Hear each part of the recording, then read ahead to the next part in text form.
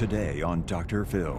Former Mother of the Year is accused of soliciting the rape of a woman. She was outbid on her dream home. They got the house you wanted, so you want them to suffer. Yes, by hurting someone else, you feel better. You put this on Craigslist with her address.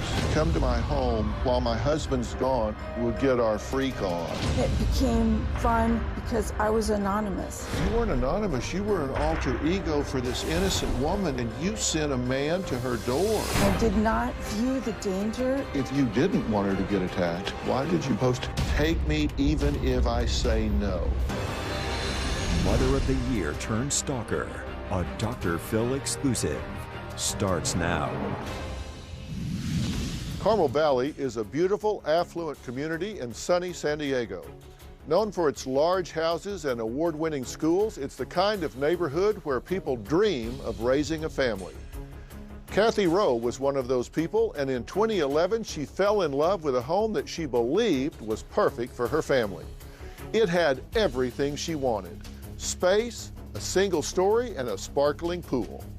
But Kathy's dream home was also someone else's, and she was outbid by another couple. That is where this story should have ended, but instead, it was the beginning of a nightmare for a young couple who thought they were getting a fairy tale home. Kathy Rowe embarked on a year-long reign of terror that ranged from sending thousands of dollars of magazines and adult diapers to the couple's house, to posing as the young wife online and arranging for men to show up at their home for sex. Former Mother of the Year is accused of soliciting the rape of a woman after the victim and her husband bought a Carmel Valley home that she wanted to buy. This is a very unique and in many ways disturbing case. Her deal began in September of 2011. Jerry and Janice outbid Rowe on this Carmel Valley home. Upset and hoping to scare them into giving up the house, took out an ad on Craigslist pretending to be Janice. She titled it Carmel Valley Freak Show and encouraged men to come to her home unannounced and have sex with her even if she said no. The characterization of her email correspondence with several men asking them to come rape my wife as a childish prank is absurd. Rowe also did things like send unsolicited mail to the home, as well as send Valentine's Day cards to female neighbors pretending to be Jerry. Kathy Rowe first denied any involvement with these online posts when authorities tracked her internet address, but later she confessed and said it was all a prank. Rowe pleaded guilty to felony stalking after prosecutors say she placed an online ad inviting men to rape a woman who bought the house that she wanted. The former Mother of the Year was sentenced today to a year of electronic home surveillance and 5 years probation. Rowe told detectives the ad was a prank and that she didn't intend to do any harm. Rowe's attorney says his client has PTSD as a result of having to care for her disabled daughter and sick husband. The victims shared some words of their own, telling the court their lives will never be the same. I was diagnosed with PTSD and needed the assistance of anti-anxiety medication to help me cope with the stress. I felt most secure away from my home. The house became my prison. They say they still live in fear. Last year, Kathy Rowe pled guilty to a felony stalking charge. In exchange for her plea, prosecutors dismissed felony charges of solicitation for rape and misdemeanor charges of identity theft and making annoying or threatening communication. So she was sentenced to a year of home electronic surveillance, 5 years of probation, and ordered to stay away from the couple for 10 years. Today, in a daytime exclusive, Kathy Rowe takes us inside her world and reveals what she claims pushed this one-time Mother of the Year over the edge. In fall of 11, there's this house, and there are 7 bidders on this house. It's a popular house. A lot of people are after this house. You place a bid on the house, but at the time that you place the bid, your actual realtor's out of town. Mm-hmm. So her partner is one you have to deal with that you don't really have a rapport with. Correct. And you later learn that this other couple also places a bid on the house. Mm-hmm. They win the bid. Correct. And their bid was better than yours, right? The money was quicker. It was the same amount of money, but the terms were better. Yeah, yes. shorter term. Correct. They got the money sooner. So they win the bid on the house. And you don't even know that. You have to call and find out.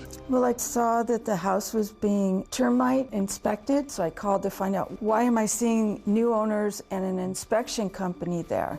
I think the lack of communication made it more traumatic because I didn't have that rapport, that ability to get the person on the phone and talk to them. And then it also made it hard to find out that we lost it. And then when my realtor came back into town, she viewed it as not a big deal. She was sort of like, well, if it were meant to be, it would have happened, so we'll have to move on and find a different house. Not recognizing the trauma that we viewed it as. Yeah, and in fact, you said, we just couldn't move on. They kind of offhandedly said, oh, you just didn't win it, you know, you just didn't get the bid, like, no big deal.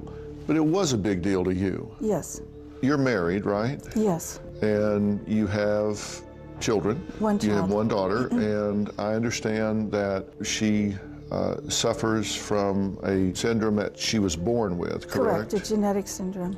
Williams syndrome? This is a syndrome that affects a lot of different functions within the body. There are developmental delays, it has intellectual impact, there are different kinds of physical impairments. This is a very pervasive syndrome that makes it very demanding on a caregiver across time, right? Yes.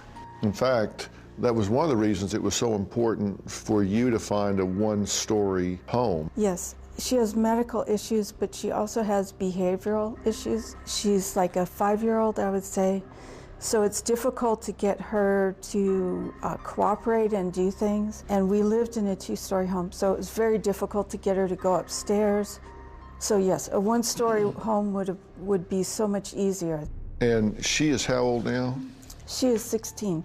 How old was she in 2007? 9. Okay. In 2006, you're one of San Diego's Mothers of the Year. One of the 50 best in San Diego. In San Diego. Yes. Fast forward, if you will, now to the fall of 2011. There's a particular home in a subdivision that you want, and it's 1 story. That's important to you. Correct. Because of your daughter. Correct. And there's not a lot of 1-story homes, right? Not in there's this some, area. But not a lot.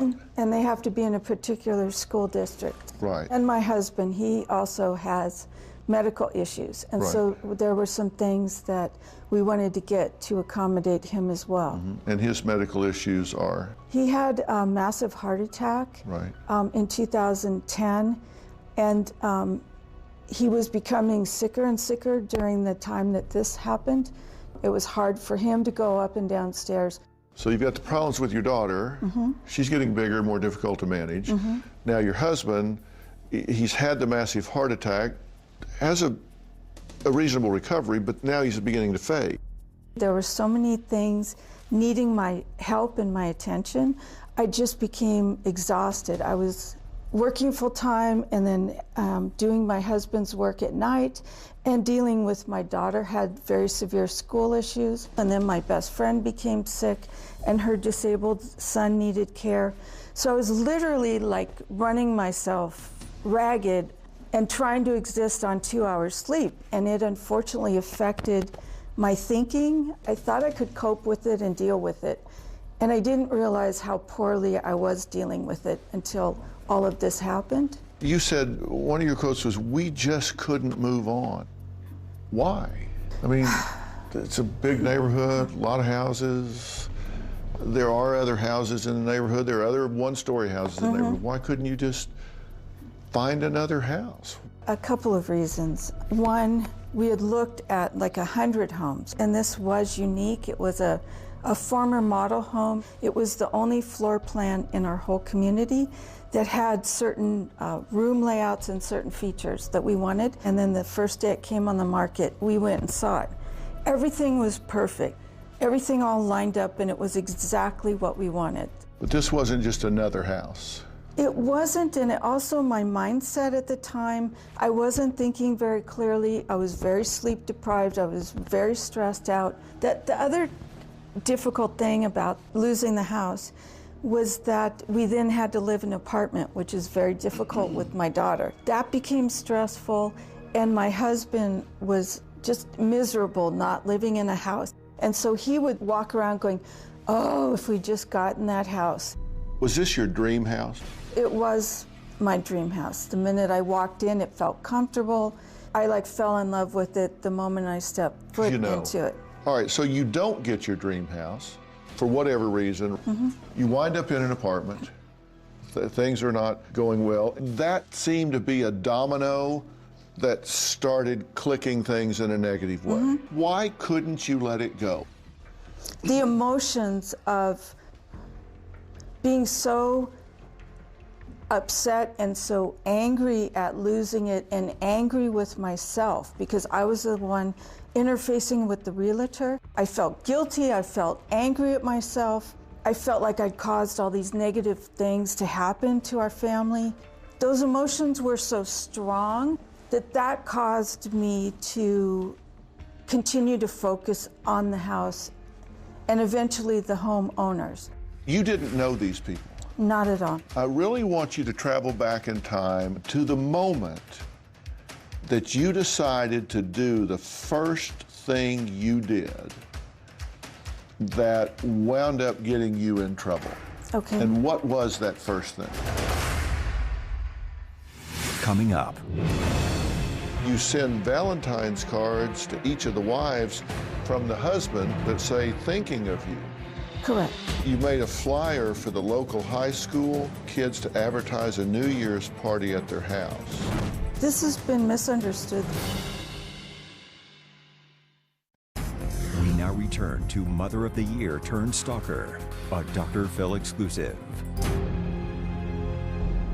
I really want you to travel back in time to the moment that you decided to do the first thing you did that wound up getting you in trouble. Okay. And what was that first thing?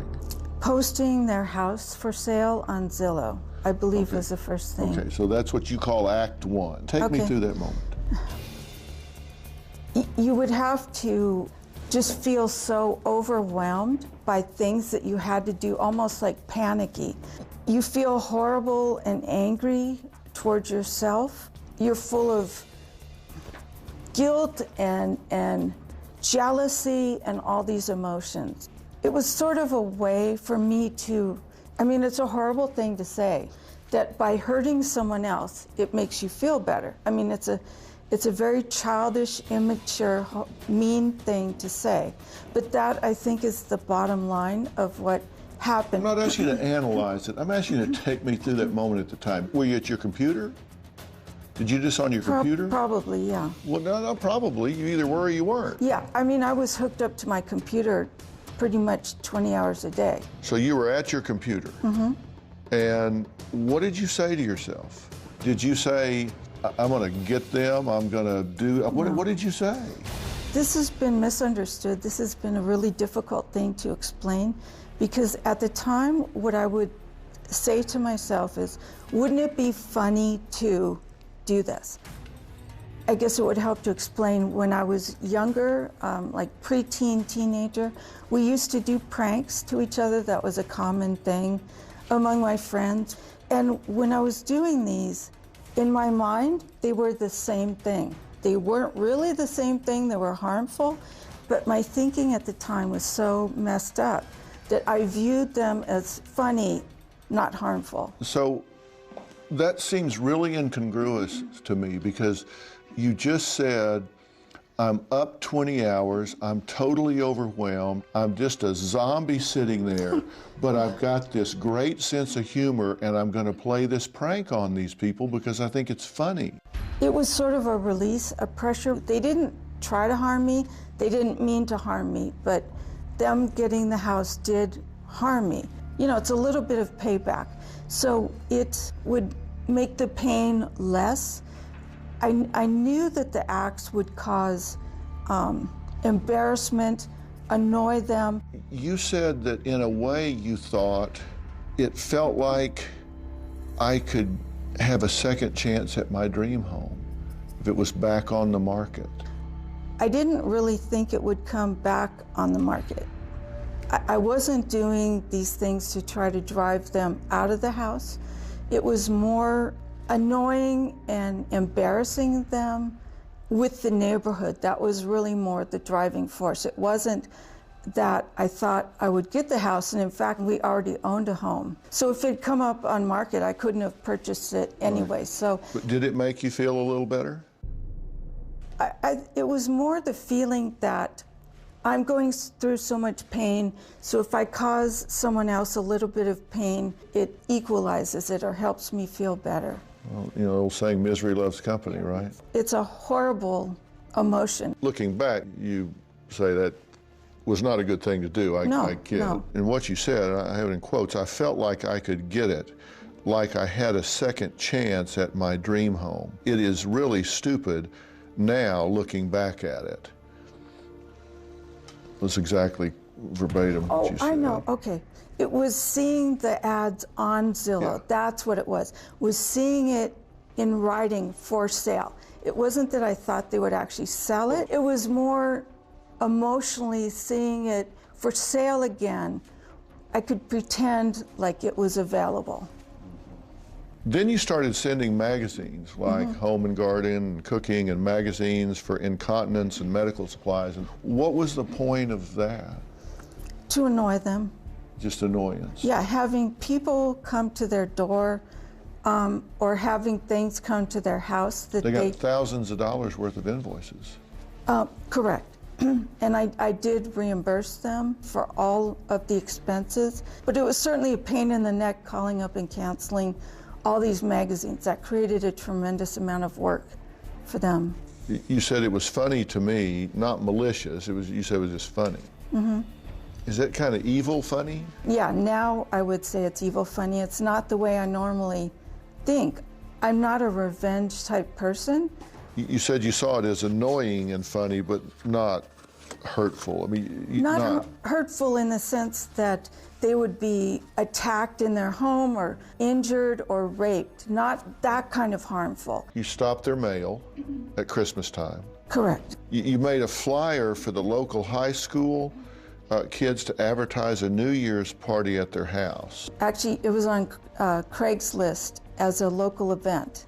It said something like live band and keg party for the high school? For the one local, yes, the local high school in our area. We're now into like the fifth thing you've done. Now jumped into February, Valentine's Day.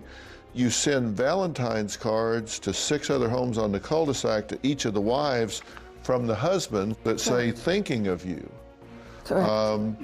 And then his initials. What was the end game there? I now see it's to sort of poison their relationship. They were new to the neighborhood.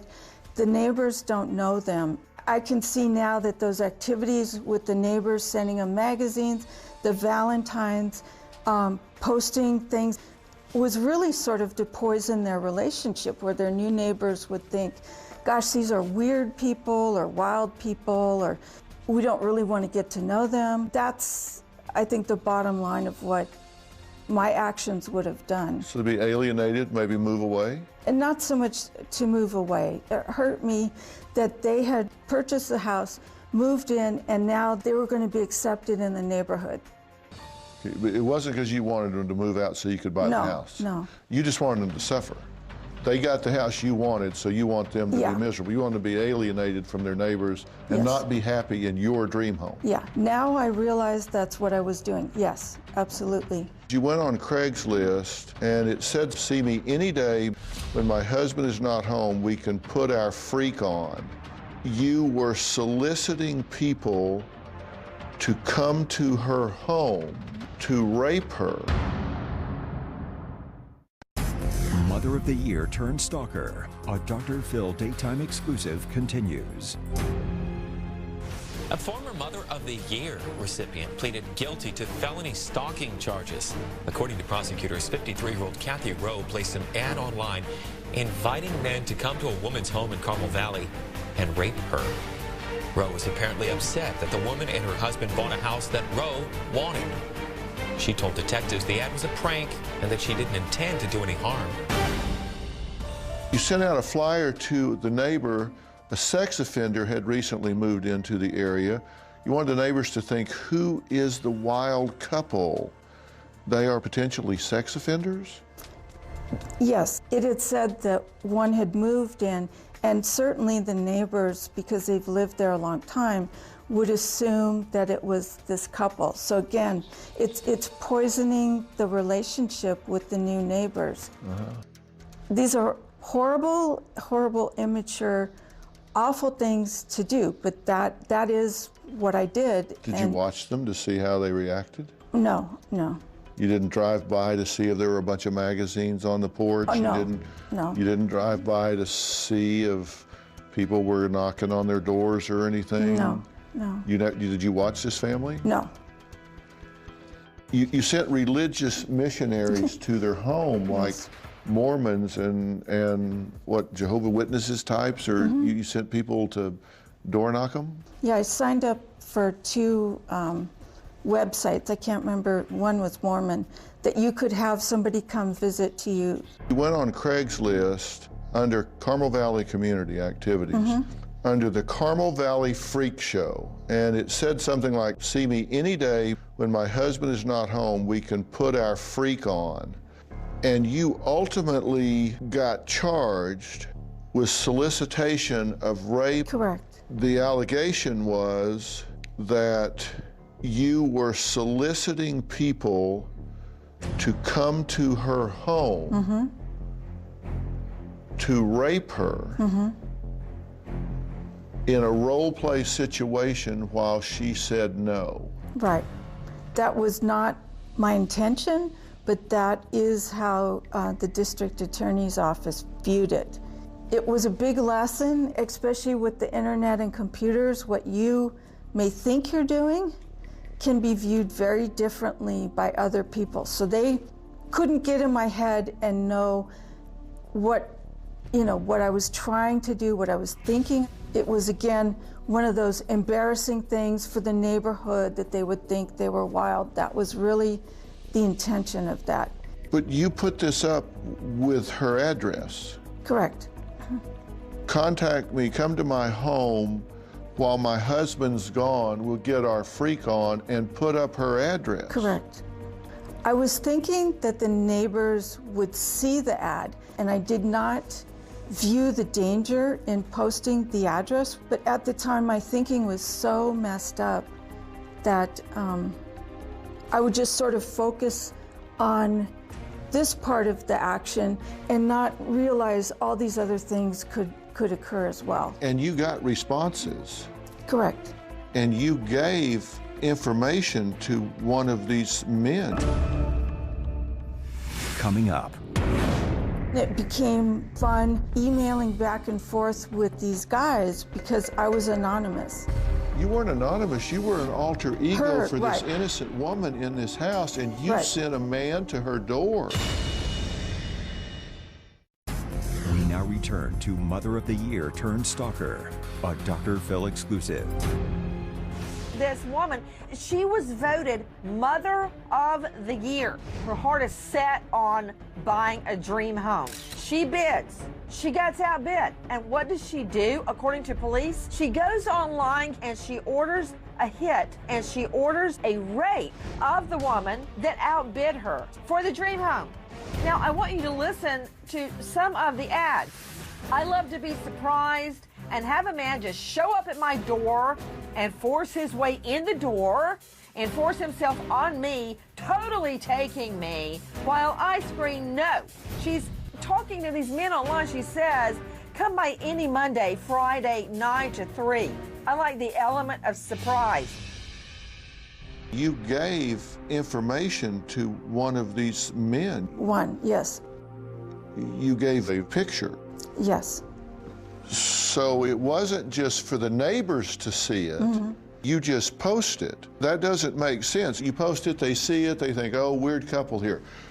But you got a response And some guy you say looked like Mr. Rogers, he had on a sweater, so you thought, okay, he looks okay.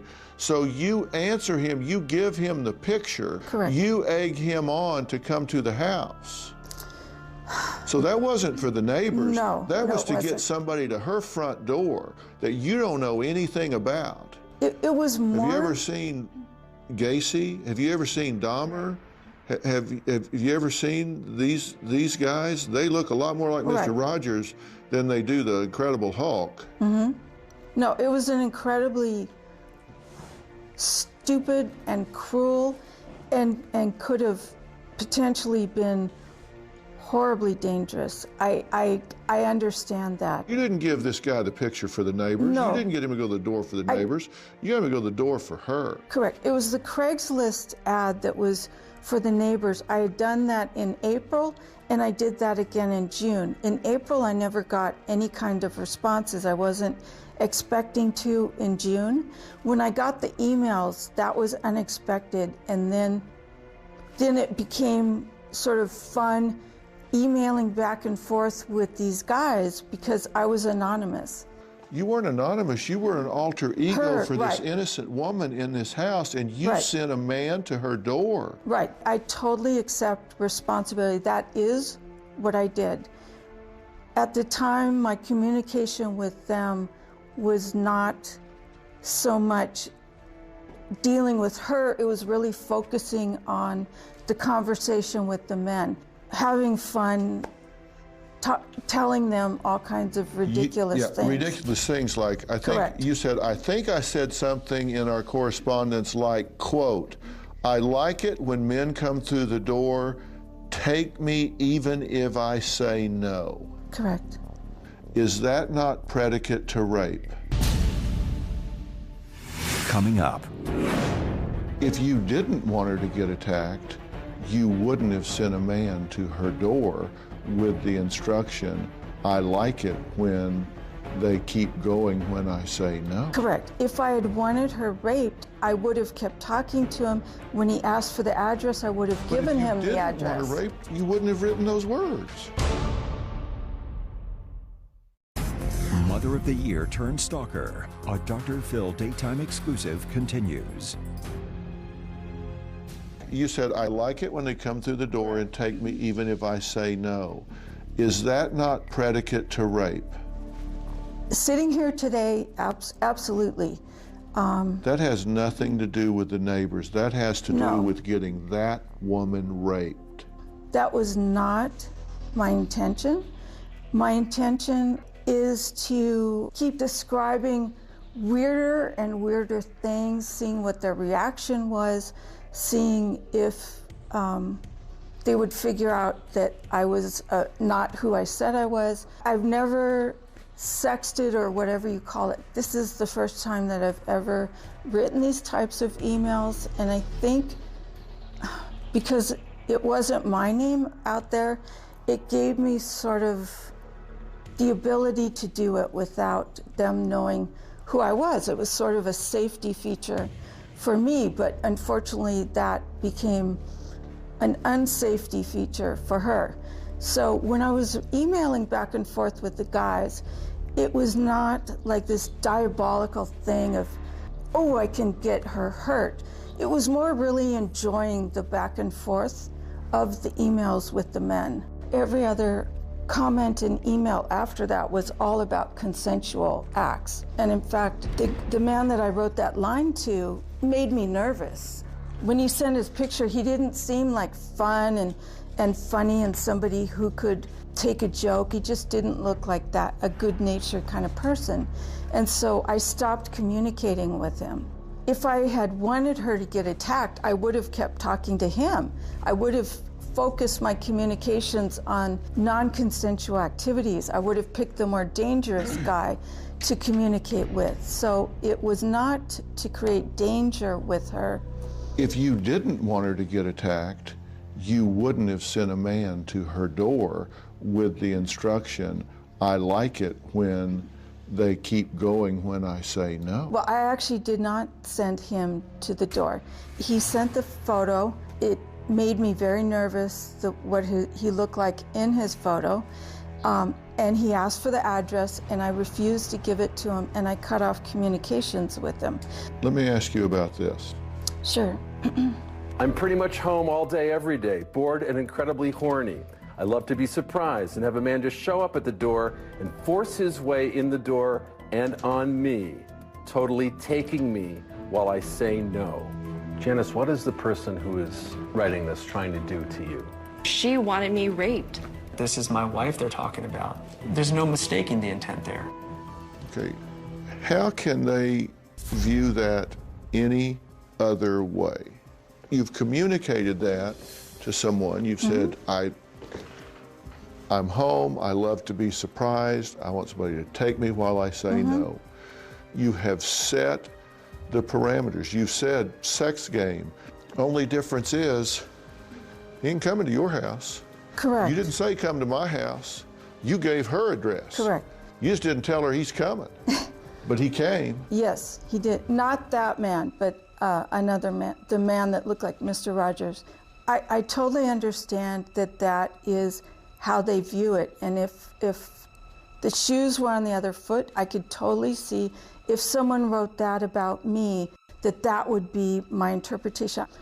The whole series of emails are describing more and more bizarre, disgusting things. And when they would come back and say, oh, I don't like that, then I would focus on those even more, trying to make them uncomfortable. See what point are they going to stop communicating with me. Those were your words, right? But if you wrote those words. Correct. If I had wanted her raped, I would have kept talking to him. When he asked for the address, I would have given him the address. If you didn't want her raped, you wouldn't have written those words.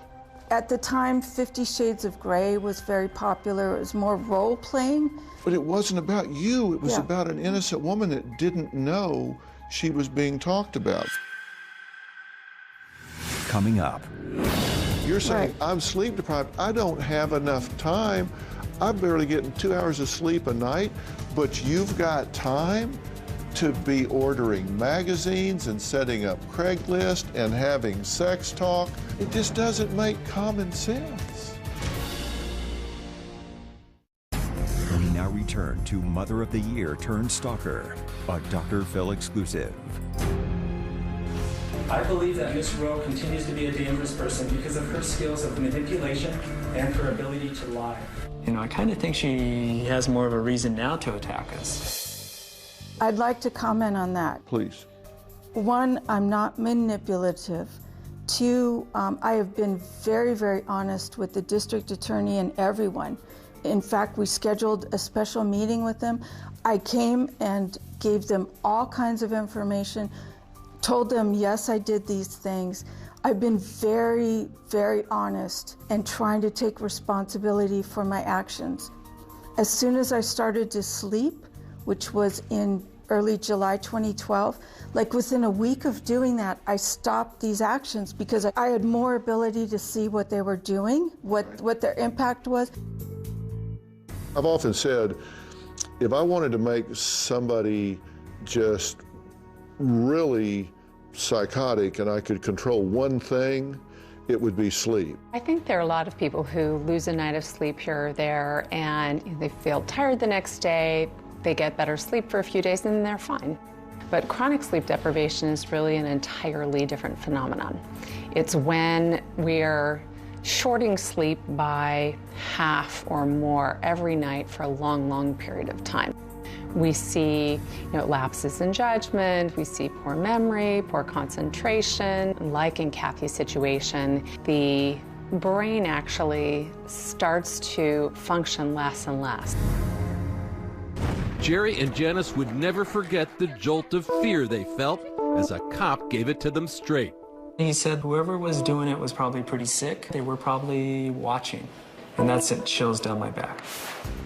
I was not, in fact, watching. I never did anything to their home. I never sat outside their home.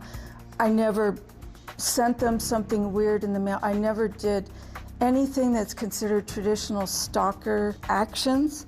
I did not do that. If this is because you are burning the candle at both ends, if this because you are 20 hours a day trying to cover for your husband, trying to fill the void for him, taking care of your daughter, going through all of the work, everything, no time to sleep, no energy left, no ability to keep everything going. Mm-hmm. You don't have time to do what you're doing, and now you're spinning this web around innocent people that don't know it. Mm-hmm. It just doesn't make sense. You're saying, Right. I'm sleep deprived, I don't have enough time, I'm barely getting 2 hours of sleep a night, but you've got time to be ordering magazines and setting up Craigslist and having sex talk Mm-hmm. with people on the internet. What? It just doesn't make common sense. It would take, like, let's say 15 minutes or something. If you look at the emails, they're all pretty quick. They're not like novels. And I would sort of take a mental vacation and focus on this for a while and then come back to the work that I was on. And what you want people to know is that you are sorry. Oh. That you're not some sociopath that has no empathy for these people, no remorse. I would say devastated is the word by my behavior. I had to go into therapy because I felt like the lowest form of life and like I didn't deserve to be here anymore. I was very suicidal. I couldn't deal well with what I had done and also to all these other innocent people because my behavior didn't just affect them. It had an impact on a lot of other people in my life. And you've been forthcoming with law enforcement, Mm-hmm. cooperated, you've helped in every way that you can. Mm-hmm. You're wearing a monitoring device now because you're on house arrest. Correct.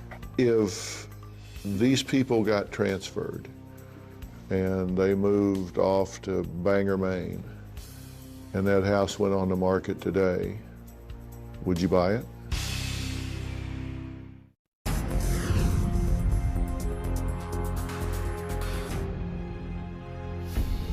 If that house went on the market today, would you buy it? No, because we bought our own house and we've settled into it. It's your dream house. I mean, it hurts. I will always look at that house as what could have been. That when we were there, we should have made an offer and gotten it. So it's viewing it as something that I really screwed up. If that couple is watching this right now, what do you want them to know? Well, I've tried for 3 years to tell them how sorry I am. I wrote them a very long letter of apology.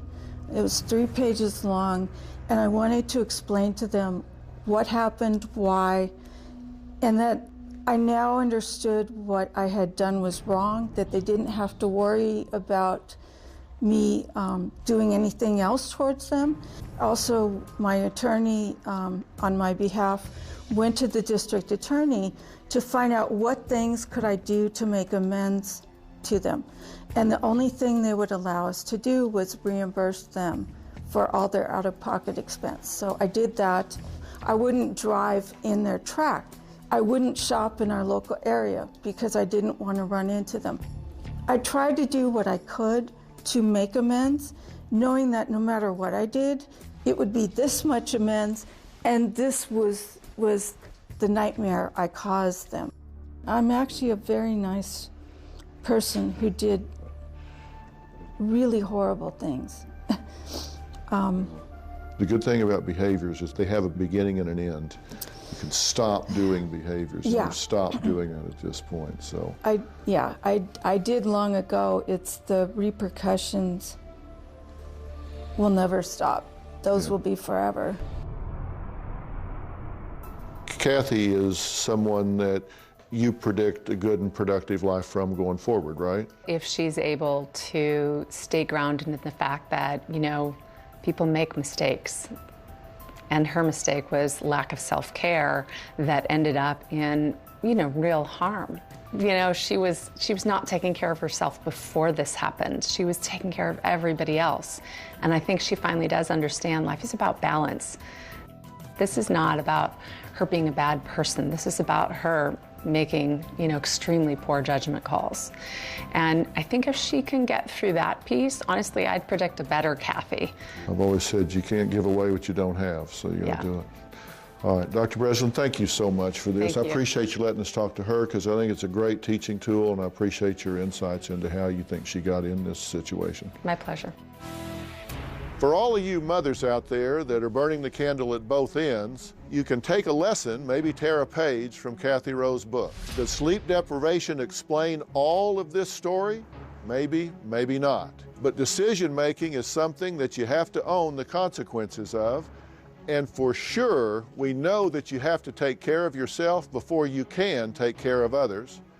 And we certainly know that when you choose the behavior, you do choose the consequences.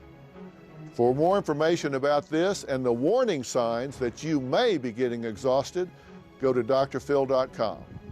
Thanks for being here. We'll see you next time.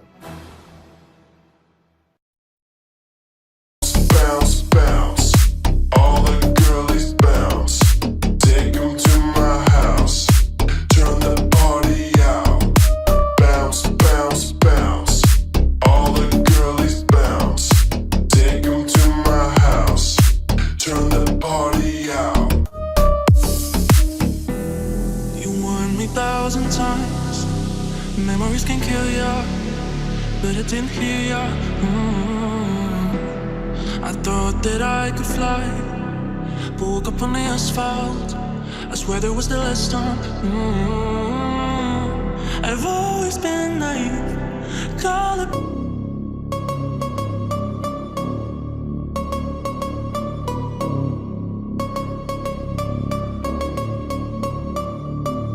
Ooh, you know we gon' get it. Ooh, you know we gon' get it. Ooh, you know we gon' get it. Every day and night, that's right. Ooh, you know we gon' get it.